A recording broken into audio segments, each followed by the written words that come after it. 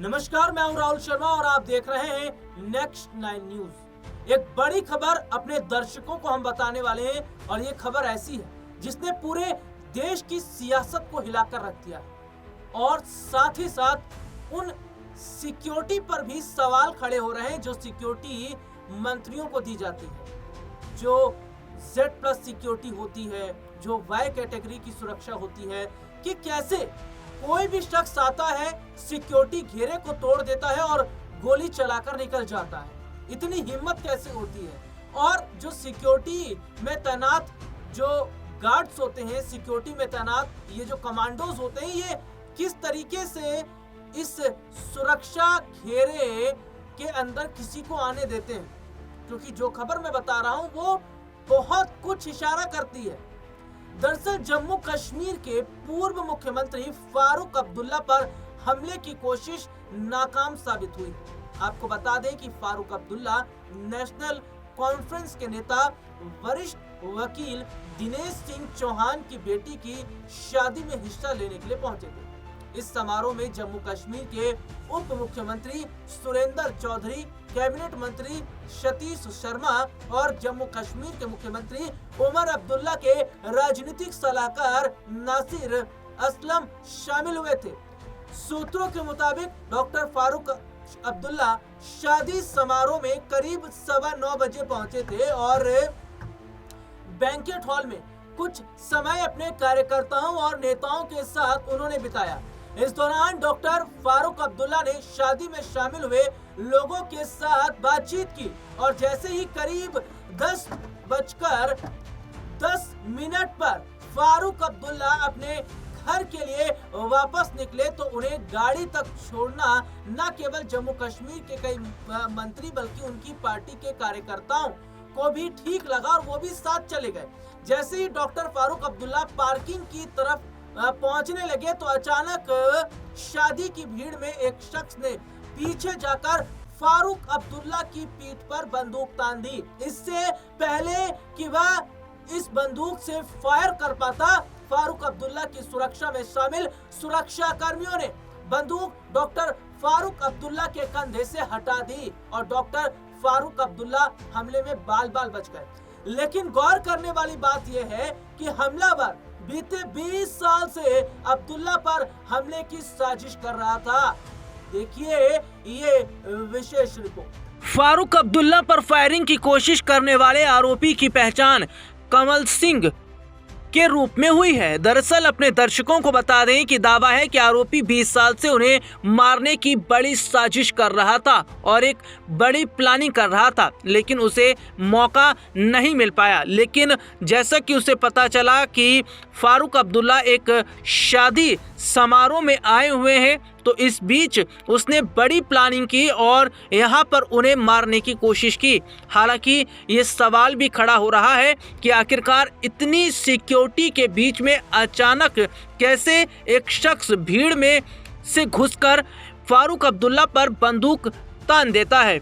अपने दर्शकों को बता दें कि जम्मू कश्मीर की कैबिनेट मिनिस्टर सतीश शर्मा ने बताया कि इस हमले में डॉक्टर फारूक अब्दुल्ला बाल बाल बच गए। उन्होंने बताया कि जैसे वो डॉक्टर फारूक अब्दुल्ला को गाड़ी के पास छोड़ने जा रहे थे, भीड़ में एक शख्स ने डॉक्टर फारूक अब्दुल्ला पर हमला कर दिया। उन्होंने दावा किया कि डॉक्टर फारूक अब्दुल्ला पर हमला करने वाला शख्स यह कह रहा था कि उन्हें इस दिन का पिछले 20 सालों से इंतजार था। हालांकि इस मामले में अब पूछताछ आरोपी से की जा रही है। ये देखा जा रहा है कि क्या हमला करने वाला जो शख्स है इसके साथ और भी लोग मिले थे, क्या और भी लोगों की प्लानिंग है। और ये अभी तक नहीं पता चल पाया कि आखिरकार इस शख्स ने फारूक अब्दुल्ला को मारने की कोशिश क्यों की।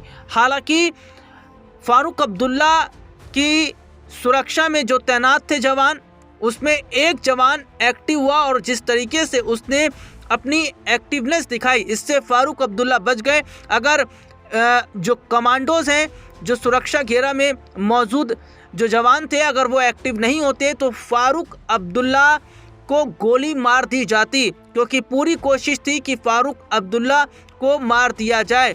हालांकि अब ये देखा जा रहा है कि फारूक अब्दुल्ला की जो सुरक्षा है, जो सिक्योरिटी है, उसको और ज़्यादा टाइट कर दी गई है। वहीं पिता फारूक अब्दुल्ला पर हुए हमले को लेकर उनके बेटे उमर अब्दुल्ला का भी बड़ा बयान सामने आया है। क्या कहा उन्होंने, आइए आपको दिखाते हैं। जम्मू कश्मीर के मुख्यमंत्री और फारूक अब्दुल्ला के बेटे उमर अब्दुल्ला का बड़ा बयान सामने आया।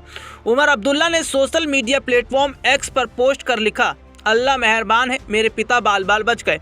एक व्यक्ति भरी हुई पिस्तौल लेकर बिल्कुल करीब आ गया और उसने गोली चला दी और गोली लगी नहीं, ये अच्छी बात है। उमर अब्दुल्ला ने इस बात पर राहत जताई कि वहां सुरक्षाकर्मी मौजूद थे जिन्होंने फारूक अब्दुल्ला के आरोपी को रोककर उनकी हत्या के प्रयास को नाकाम कर दिया। हालांकि उमर अब्दुल्ला ने सुरक्षा पर सवाल खड़ा किया है कि कोई व्यक्ति राष्ट्रीय सुरक्षा बल यानी एनएसजी द्वारा सुरक्षित पूर्व मुख्यमंत्री के करीब कैसे पहुंच सकता है। फिलहाल गोलीबारी के बाद नेशनल कॉन्फ्रेंस के अध्यक्ष फारूक अब्दुल्ला के आवास पर कई वरिष्ठ पुलिस अधिकारी पहुंचे और वहां सिक्योरिटी टाइट कर दी गई। आवास के पास भारी पुलिस बल तैनात है। फारूक अब्दुल्ला पर हुई फायरिंग के बाद कई नेताओं ने घटना की निंदा की है, साथ ही इसे गंभीर सुरक्षा चूक करार देते हुए दोषियों के खिलाफ सख्त कार्रवाई की मांग की है। कांग्रेस नेता सचिन पायलट ने इस वारदात को चिंताजनक बताते हुए कहा कि फारूक अब्दुल्ला को एक शादी समारोह में जान से मारने की कोशिश की गई।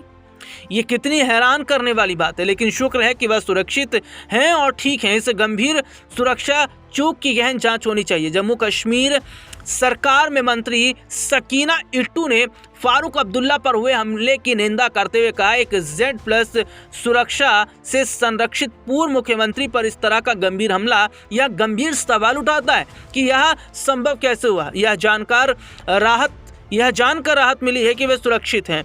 पूरे मामले की अच्छी तरह से जांच होनी चाहिए और इस गंभीर सुरक्षा चूक के लिए जवाबदेही तय होनी चाहिए।